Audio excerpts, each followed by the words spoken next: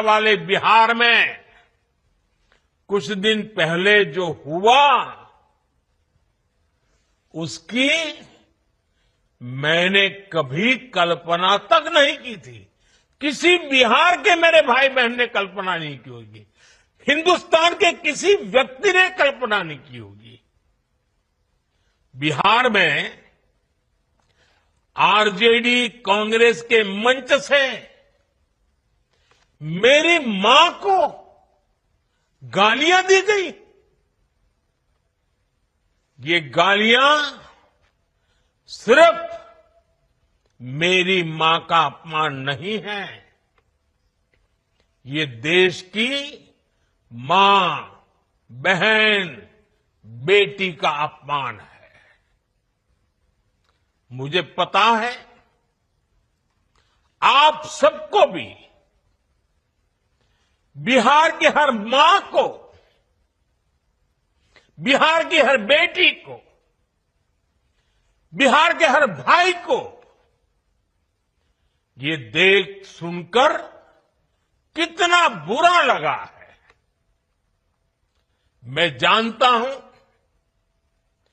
इसकी जितनी पीड़ा मेरे दिल में है, उतनी ही तकलीफ मेरे बिहार के लोगों को भी है।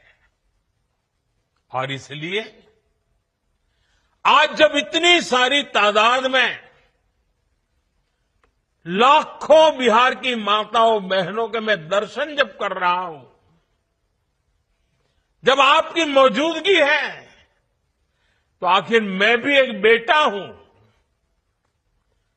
जब इतनी सारी माताएं बहनें मेरे सामने हैं, तो आज मेरा मन भी, मेरा दुख आपको साझा कर रहा हूं, ताकि मेरी पीड़ा आप माताओं बहनों के आशीर्वाद से मैं इसे झेल पाऊं। माताएं बहनें, आप सबको पता है मैं करीब 50-55 साल से समाज और देश की सेवा में लगा हूं।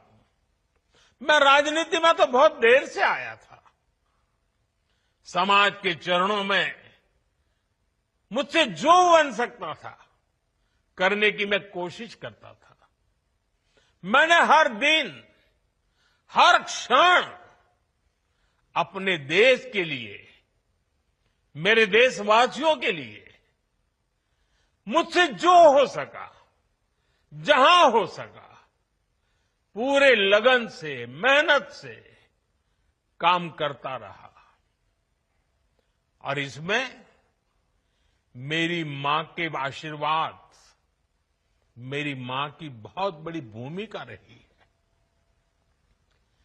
मुझे मां भारती की सेवा करनी थी, इसलिए मुझे जन्म देने वाली मेरी मां ने मुझे अपने दायित्वों से मुक्त कर दिया था। और मां ने मुझे आशीर्वाद दिया कि बेटा जाओ, देश की करोड़ों माताओं की सेवा करना, गरीबों की सेवा करना। उस मां के ही आशीर्वाद से मैं चल पड़ा था। और इसलिए मुझे आज इस बात की पीड़ा है